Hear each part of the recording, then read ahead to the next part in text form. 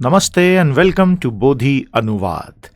हिंदी भाषी छात्रों और हमारे साथियों के लिए एक बेहतरीन सेवा जिसमें हम कुछ बहुत अच्छे अंग्रेजी लेखों का त्वरित हिंदी अनुवाद आपके लिए वीडियो ऑडियो वर्जन में प्रस्तुत करेंगे। बोधि अनुवाद सेवा आप ही के सुझावों से उत्पन्न हुई है और बोधि बूस्टर ज्ञान पोर्टल की तरफ से ये प्रस्तुति दी जा रही है। समस्त सेवाओं का लाभ आप hindi.bodhibooster.com पर जाके अवश्य लगातार उठाते रहें। बोधि भाषा अनुवाद में अंग्रेजी के कुछ श्रेष्ठ लेखों को सीधे हिंदी में अनुवाद कर समझने का प्रयास होगा। इसका लाभ सभी हिंदी भाषी साथियों को प्रत्यक्ष मिलेगा, किंतु ध्यान रहे ये केवल परीक्षाओं हेतु बिल्कुल नहीं किया जा रहा है। ये ज्ञान हेतु, आत्म विकास हेतु और परीक्षाओं हेतु काफी सार्थक सिद्ध होगा। This exercise will help everyone understand simple articles in English और even slightly evolved and difficult articles in English in Hindi on the spot. So a common complaint of our friends from the Hindi medium and Hindi belt that a lot of good literature is not available in their own language if they are planning to, for example, write an exam in Hindi, although I do not completely agree with that complaint because there is a lot of very good literature in Hindi, readers are not available. So keeping in mind their feedback, we have started this service. If you like it, do let us know. So we will keep investing our time and effort into it. Let's move on with the exercise for the day. आइए आज की बोधि भाषा अनुवाद की हमारी exercise प्रारंभ करें। आज हम आपके लिए ये लेख लेकर आए हैं। ये एक बड़ा भारी लेख एक अंग्रेजी अखबार में छपा था। ये देखकर ही अच्छे अच्छे अंग्रेजी भाषियों के भी छक्के छूट सकते हैं, तो जिन्हें अंग्रेजी थोड़ी सी पराई लगती है उन्हें काफी ज्यादा तकलीफ हो सकती है। कोई बात नहीं, आज के बाद इस लेख में आपको तकलीफ नहीं होने देंगे। शुरुआत करते हैं आपको प्रक्रिया समझाने से। Let me explain the process quickly. हम टुकड़ों टुकड़ों में इस बड़े भारी भरकम लेख को आप तक हिंदी में प्रस्तुत करेंगे। स्क्रीन पर आप संपूर्ण लेख अपने बाएं हाथ की ओर देख सकते हैं और उसका वो हिस्सा जो हम हिंदी में आपके लिए अनुवादित करेंगे वो आपके सामने दाएं हाथ पर स्क्रीन पर आएगा। जो हिस्सा दाएं हाथ पर है वही बाएं हाथ पर हाइलाइटेड भी है। आपको दिख ही रहा है, समझ में आ रहा है। मैं एक एक स्लाइड आगे बढ़ता जा रहा हूं, एक एक पीस आगे बढ़ता जा रहा हूं। इस तरह से आप ट्रैक रख पाएंगे कि हम कौन सा हिस्सा अनुवाद के रूप में आप तक लेकर आए हैं, और यहां हमें मोक्ष की प्राप्ति हो जाएगी, क्योंकि अंग्रेजी समझ पाना भारत में मोक्ष की प्राप्ति का सबसे त्वरित तरीका हर कोई हमें बताता है। तो चलिए, मोक्ष प्राप्ति की हमारी इस यात्रा को प्रारंभ करने का समय आ चुका है। प्रारंभ करें। तैयार हैं आप? ओके, तो अब बिल्कुल ध्यान से अन्य सभी ध्यान भटकाने वाली वस्तुओं को स्वयं से दूर करके देखने और सुनने की प्रक्रिया प्रारंभ करें। इसमें ज्यादा लिखने का कुछ नहीं है, वो आप दूसरी और तीसरी बार जब देखें कृपया तब करें। तो ये रहा हमारा लेख और अब हम अनुवाद प्रारंभ करते हैं। लेख का शीर्षक है the art of the non deal, अर्थात सौदा नहीं करने की कला। The one China principle is not an economic quid pro quo between China and the US and cannot be converted into one as suggested by Donald Trump without fundamentally changing US regional security strategy। हमने सब heading जो ऊपर heading के नीचे है वो पढ़ी है। एक समग्र चीन सिद्धांत चीन और अमेरिका के बीच आर्थिक लेन देन का साधन नहीं है, न ही उसे ऐसा बनाया जा सकता है जैसा शायद डोनाल्ड ट्रंप सुझाव देते दिख रहे हैं, जब तक कि अमेरिका की क्षेत्रीय सुरक्षा रणनीति मूलभूत स्तर से परिवर्तित न कर दी जाए। हिंदी में भी भारी हो रहा है। तो जिसे भारी लगना है ना, वो अंग्रेजी में भी रोता है, हिंदी में भी रोता है। इसलिए सबसे पहले तो हम रोना बंद कर दें और पढ़ना शुरू कर दें। बीच बीच में मैं डांटते चलूंगा, नाराज मत हो जाना, आजकल के बच्चे नाराज बड़ा जल्दी होते हैं। चलिए अब मुख्य लेख का अनुवाद। डोनाल्ड ट्रंप के राष्ट्रपति पद पर चुनाव संपन्न होने के बाद अमेरिकी विदेश नीति कुछ रोचक समय में प्रवेश करने जा रही है। ये जो राइट साइड में लिखा है ना, मैं अंग्रेजी नहीं पढ़ने वाला हूं, वो आप खुद पढ़ो, मैं हिंदी बता रहा हूं, आप उसको टैली करो, इसी तरह से आप सीखेंगे। ट्रंप साहब का चीन पर एक गैर पारंपरिक नजरिया है जो अमेरिका और चीन के आर्थिक और व्यापारिक रिश्तों को शोषणकारी बताता है अमेरिका के लिए। अपने पूरे चुनाव अभियान में उन्होंने चीन की मुद्रा नीति की कड़ी आलोचना की और अमेरिका के विनिर्माण की नौकरियों को अपने तट छोड़ चीन चले जाने का आरोप लगाते रहे। यह रहा इसका अनुवाद। समझ में आ गया आपको? इतना कनेक्शन आपको खुद बिठाना है। इतनी मूल अंग्रेजी पढ़कर जो हिंदी हमने अभी आपको बताई उससे जोड़िए, कनेक्टिंग द डॉट्स कीजिए और बोधी भाषा की बोधी अनुवाद सेवा का पूरा पूरा लाभ उठाते चलें। We move on. चुनाव के बाद अपनी गैर पारंपरिक पद्धति जारी रखते हुए नवनिर्वाचित राष्ट्रपति ने ताइवान की राष्ट्रपति साई इंगवेन मैडम से एक बधाई रूपी टेलीफोन कॉल प्राप्त कर लिया। ये 40 सालों से अमेरिका की ताइवान नीति पर चली आ रही परंपरा का उल्लंघन था।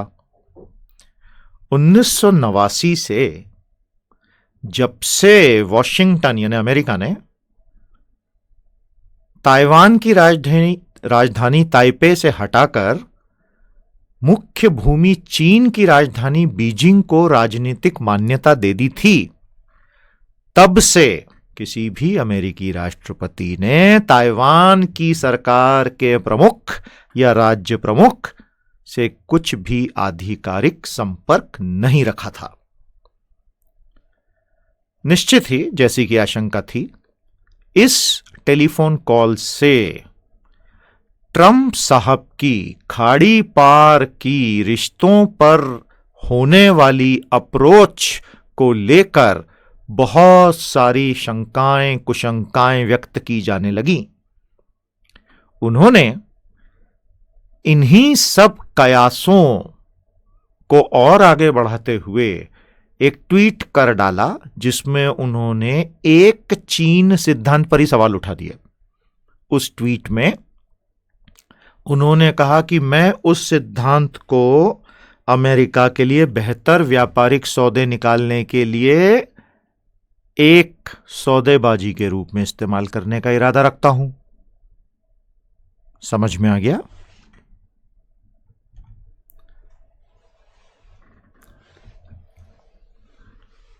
ट्रंप साहब की ये बेहद अपारंपरिक सोच चीन अमेरिका के रिश्तों के सबसे संवेदनशील पहलू को गड़बड़ा कर रख सकती है। चीन ने तुरंत अपनी प्रतिक्रिया दी और कड़ाई से चेतावनी जारी करते हुए कहा कि एक चीन का सिद्धांत कोई सौदेबाजी का सिद्धांत नहीं है और ट्रंप साहब की विदेश नीति की समझ को बचकाना करार दे दिया। ताइवान में सावधानी पूर्वक से लेकर उत्साहपूर्वक इस स्थिति का स्वागत हो रहा है। अमेरिका में ट्रंप साहब द्वारा एक चीन सिद्धांत पर सौदेबाजी या पुनर्विचार करने के विचार को लेकर मुख्य धारा की मीडिया की प्रतिक्रियाएं अविश्वास से भरी दिखाई दे रही हैं। समझ में आ रहा है ना? कनेक्ट करते चलना बेटा, इंग्लिश पढ़ते चलिए, जो हिंदी हम बोल रहे हैं उसे दिमाग में कनेक्ट करें। इसी से ये सारे अंग्रेजी के भारी भरकम लेख डीमिस्टिफाई, डीकंस्ट्रक्ट और सिंप्लीफाई हो जाएंगे। आगे चलते हैं। एक चीन सिद्धांत।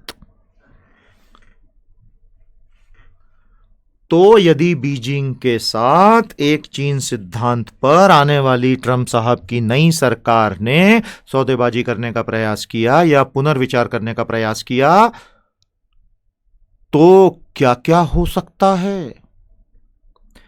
इस सिद्धांत के अनुसार ताइवान पर चीन की संप्रभुता है, यह साबित होता है या स्थापित होता है, और वॉशिंगटन एवं बीजिंग के बीच द्विपक्षीय कूटनीतिक संबंधों का यह आधार स्तंभ है। चीन के साथ कोई भी देश जो राजनीतिक और कूटनीतिक रिश्ते बनाना चाहता है, उसे यह सिद्धांत मानना ही पड़ता है, और ताइवान को स्वतंत्र देश के रूप में वो मान्यता नहीं दे सकता।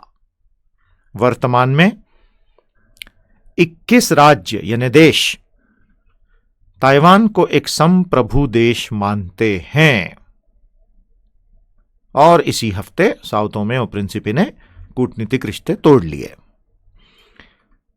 इन 21 देशों में अधिकतर छोटे छोटे मध्य अमेरिकी, अफ्रीकी या प्रशांत महासागर के द्वीप समूह वाले देश हैं। समझ में आ रहा है? एकदम सरल भाषा में बताते चल रहा हूं। 2 बार, 3 बार, 4 बार, 10 बार देख के आप बिल्कुल अपनी समझ को पक्का कर लीजिए। अब वो आपकी तपस्या है, उम्मीद करते हैं आपको लाभ होगा। वास्तविकता के धरातल पर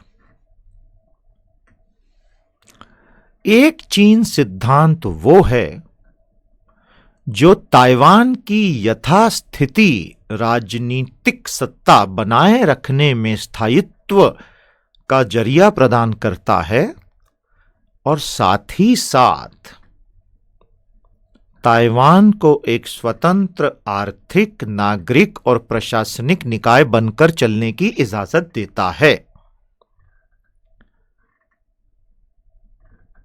इसी से जुड़े हुए अनेकों द्विपक्षीय और बहुपक्षीय अनुबंध अलग से मौजूद हैं, जो इस एक चीन सिद्धांत को सरलता से चलाते रहने में मददगार होते हैं, और ताइवान को कुछ विशिष्ट अंतर्राष्ट्रीय संगठनों में हिस्सेदारी हेतु आसानी प्रदान करते हैं।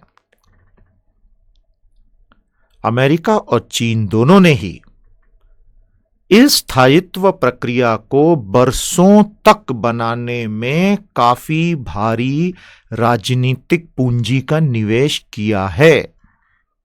अमेरिका में इस व्यवस्था या प्रक्रिया को दोनों ही पक्षों, बाइपार्टिजन, का सहयोग है, और एक समर्पित ताइवान कॉकस अमेरिकी कांग्रेस में मौजूद है, जो ताइवान की राजधानी ताइपेई के हितों की रक्षा करता है।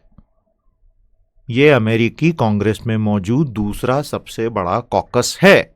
कॉकस यानी समूह, किसी के हितों की रक्षा करने वाला।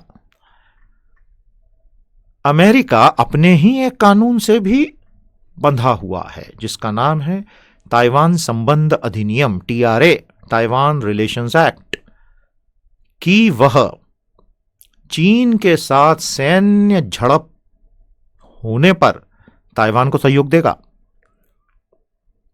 अभी तक तो अमेरिका ने ताइवान संबंध अधिनियमों का सम्मान करते हुए, अधिनियम के तहत प्रतिबद्धताओं का सम्मान करते हुए ताइवान को अति आधुनिक हथियार मुहैया कराए हैं, और इस प्रकार ताइवान की सुरक्षा में गारंटीकर्ता के रूप में अपनी भूमिका स्थापित कर ली है।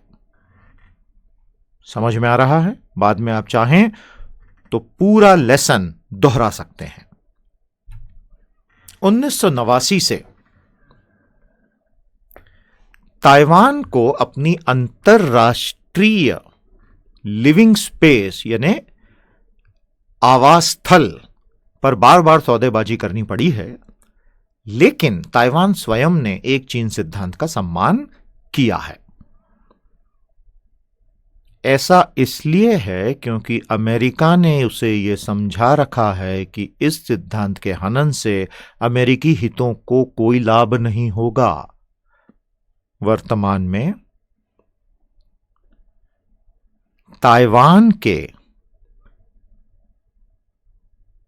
अनधिकारिक रूप से कूटनीतिक संबंध और मौजूदगी America, France, Germany, Britain, Japan, Australia, Bharat और रूस सहित सभी मुख्य देशों में मौजूद हैं, किंतु किसी भी अंतर्राष्ट्रीय या बहुपक्षीय संगठन का सदस्य बनने के लिए उसे भारी संघर्ष करना पड़ रहा है, कुछ अपवादों को छोड़। वर्तमान में ताइवान इनका सदस्य देश है। एशियाई विकास बैंक, एशियन डेवलपमेंट बैंक, एशिया प्रशांत आर्थिक सहयोग एपेक, एपीईसी, एवं विश्व व्यापार संगठन, व्यापार के लिए बना अंतर्राष्ट्रीय संगठन वर्ल्ड ट्रेड ऑर्गेनाइजेशन, जहां उसके नाम इस प्रकार क्रमशः हैं, अर्थात एशियाई विकास बैंक में ताइपे चीन, एशिया प्रशांत आर्थिक सहयोग संगठन में चीनी ताइपे और विश्व व्यापार संगठन में separate customs territory of Taiwan Penghu Kinmen Matsu. ये उन रचनात्मक नामावलियों के उदाहरण हैं जिनकी मदद से वॉशिंगटन, बीजिंग और ताइपे सभी के हितों की समानांतर सुरक्षा राजनीतिक यथास्थिति को बिना गड़बड़ाए की जाती है। समझ में आ गया जी? चलिए आगे बढ़ते हैं। बड़ी सरल भाषा है अंग्रेजी, तो बेवजह हवा बना के रखा हुआ है भारत में हर किसी ने इसका। इन सभी बहुपक्षीय संगठनों में ताइवान की सदस्यता अमेरिका और उसके मित्र देशों के सहयोग पर ही टिकी हुई है। अतः एक चीन सिद्धांत के सफलतापूर्वक निष्पादन हेतु अमेरिका के मित्र देशों के साथ नजदीकी रिश्ता बनाना आवश्यक है। उदाहरणार्थ, दक्षिण कोरिया और ऑस्ट्रेलिया ने सक्रिय रूप से ताइवान की अपेक सदस्यता के प्रयास का समर्थन किया है, जिसके दबाव में आकर बीजिंग को ताइवान के व्यापार और आर्थिक चिंताओं को समझना पड़ा। उम्मीद करते हैं कि आपको यह बहुत अच्छे से समझ में आ रहा है। चीन की लाल रेखाएं, जहां एक ओर ताइवान अंतर्राष्ट्रीय निकायों की सदस्यता के लिए बातचीत कर रहा है, एक पृथक आर्थिक क्षेत्र से ज्यादा किसी भी तौर की मान्यता देने के प्रयासों को चीन ने हमेशा बर्बाद किया है या चोट पहुंचाई है।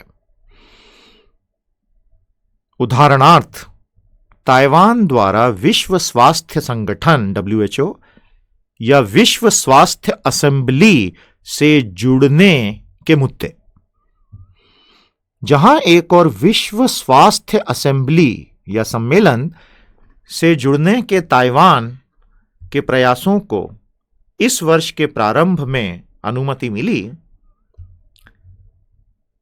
लेकिन बीजिंग ने इस हेतु अनुमति देने को इस शर्त के साथ जोड़ दिया कि ताइपे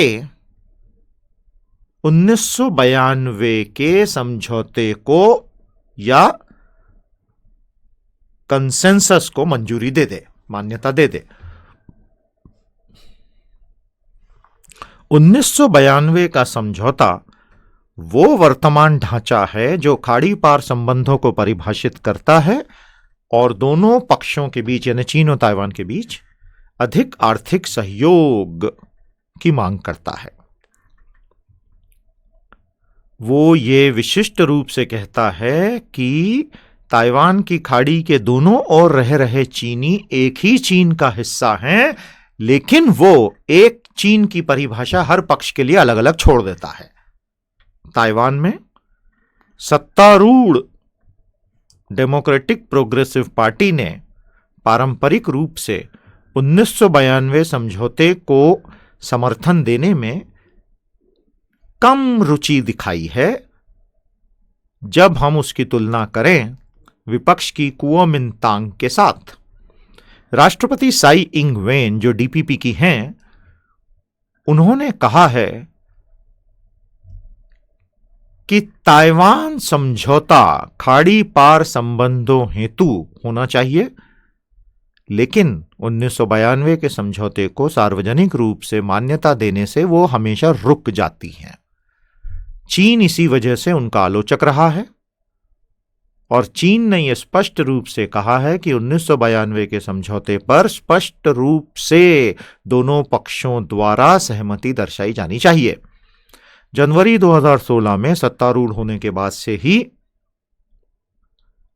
चीन ने यह सुनिश्चित कर दिया कि ताइवान को संयुक्त राष्ट्र के अंतर्राष्ट्रीय नागरिक विमानन संगठन से जुड़ने हेतु किसी भी प्रकार का निमंत्रण मिल ही न सके, बावजूद इसके कि ओबामा प्रशासन ने ताइवान की मौजूदगी और हिस्सेदारी उस संगठन में को मंजूरी दे दी थी। इन सभी से यह साफ हो जाता है कि एक चीन सिद्धांत पर किसी भी तरह का विचार विमर्श या सौदेबाजी अपने आपसी हितों को अमेरिका और चीन द्वारा समझते रहने के प्रयासों से ही संभव होगा। किंतु यदि अमेरिका ही इस सिद्धांत को खुली चुनौती दे देगा तो खेल ही बदल जाएगा। I hope this is clear. उम्मीद है यह आपको बिल्कुल सरलता से समझ में आ गया है। आगे चलते हैं। यदि एक चीन सिद्धांत को चुनौती दी गई तो बीजिंग उसे अपनी संप्रभुता को दी गई चुनौती ही मानेगा। सबसे खराब स्थिति में अमेरिका की सैन्य सहभागिता हो जाएगी और ताइवान को लेकर सशस्त्र संघर्ष होगा। इसका असर खाड़ी पार के संबंधों से बहुत आगे जाएगा और दक्षिण चीन सागर के समुद्री मार्गों पर नियंत्रण की वर्तमान प्रतियोगिता में तब्दील होकर उसे और विकराल बना देगा।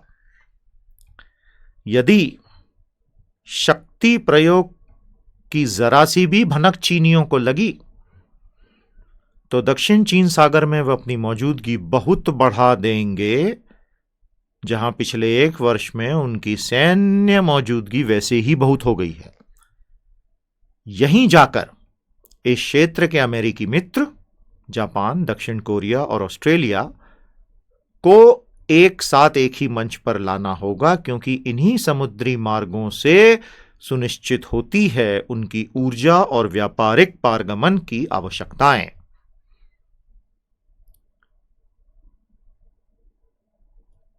अतः ट्रंप प्रशासन के लिए अमेरिका के मित्रों को यह मनाना आवश्यक होगा कि एक चीन सिद्धांत को सब मिलकर एक साथ चुनौती दे दें। यदि मान भी लिया जाए कि एक मुख्य मित्र जापान चीन के कद को छोटा करने के विचार से, जो कि क्षेत्रीय दावों के मद्देनजर होगा, मान भी जाए, तो ऐसे किसी भी प्रयास को अपनी सहमति देने से जापान अर्थात टोक्यो को आर्थिक नुकसान राजनीतिक लाभ से कई गुना ज्यादा हो जाएगा। अतः एक चीन सिद्धांत चीन और अमेरिका के बीच, यहीं से हमने शुरू किया था, सब हेडिंग है ये, उसी को वापस लाएं। अतः एक चीन सिद्धांत चीन और अमेरिका के बीच कोई आर्थिक लेन देन का सिद्धांत नहीं है और न ही उसे ऐसा बनाया जा सकता है, जैसा कि श्री ट्रंप ने सुझाव दिया है, जब तक कि क्षेत्रीय सुरक्षा रणनीति जो अमेरिका की है उसे मूलभूत रूप से बदल न दिया जाए। उम्मीद करते हैं बहुत अच्छे से समझ में आ गया है। आज के बाद शिकायत बिल्कुल नहीं चाहिए कि अच्छा लिटरेचर नहीं मिलता, समझ नहीं आता। श्री ट्रंप का खेल। यथास्थिति केवल 4 स्थितियों में बदलेगी, ABCD। ए, यदि चीन ताइवान पर संप्रभुता के दावे छोड़ दे। बी, यदि ताइवान मुख्य भूमि चीन से एक होने को हामी भर दे। सी, यदि अमेरिका ताइवान को सहयोग वापस ले ले। डी, यदि वॉशिंगटन एक चीन सिद्धांत के प्रति अपनी प्रतिबद्धता वापस ले ले। इन सब में से अंतिम विकल्प डी सबसे विघटनकारी होगा, क्योंकि वो सक्रिय रूप से चीन के संप्रभुता दावों को चुनौती दे डालेगा। अल्प अवधि से मध्यम अवधि में चीन ताइवान पर अपने दावे छोड़ दे या ताइवान एक होने को तैयार हो जाए, इसकी कल्पना जरा मुश्किल है। प्रशांत और पूर्वी एशियाई क्षेत्रों में अमेरिका ने मित्र देशों की जो पारंपरिक व्यवस्था बना रखी है, उस पर बहुत गहरी चोट पड़ जाएगी यदि अमेरिका ने ताइवान का साथ छोड़ा।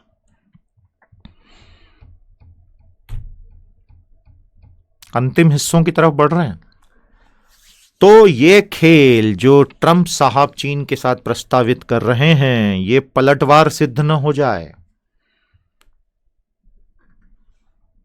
हम ये तर्क नहीं दे रहे, ऐसा ये दोनों ऑथर्स कह रही हैं, कि अमेरिका एक चीन सिद्धांत पर अपनी स्थिति बदल नहीं सकता, लेकिन हम ये प्रश्न उठा रही हैं कि अमेरिका को ऐसा करने से हासिल क्या होगा। जो लेन देन श्री ट्रंप प्रस्तावित कर रहे हैं कि अमेरिका चीन से बेहतर व्यापारिक समझौते हासिल कर ले और बदले में इस सिद्धांत को मानता चले, प्रतिबद्धता दर्शाता चले, वो ऐसे किसी भी लेन देन के बहुपक्षीय प्रभावों को नजरअंदाज करता है। ज्यादा महत्वपूर्ण है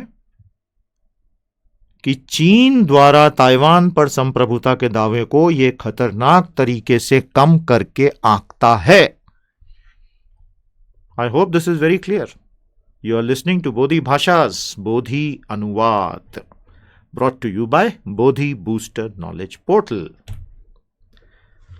ग्लोबल टाइम्स, जो चीन की सरकार का आधिकारिक अखबार है, उसने ट्रंप साहब के एक चीन सिद्धांत को चुनौती देने वाले ट्वीट के जवाब में शक्ति प्रयोग कर ताइवान को एक बना लेने को जस्टिफाई किया, अर्थात न्यायोचित बताया। हालांकि ये तो सिर्फ एक खोखला शक्ति प्रदर्शन ही कहलाएगा, लेकिन ट्रंप प्रशासन के तहत एक अनुत्पादक अमेरिकी चीन कूटनीतिक साझेदारी के लिए ये मंच तैयार कर रहा है।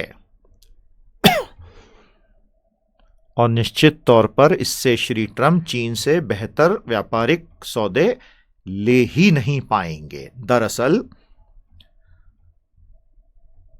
एक चीन सिद्धांत को फिर से परिभाषित करने के उनके प्रयास से अमेरिकी चीन संबंधों में इसका ठीक उल्टा असर आ जाएगा।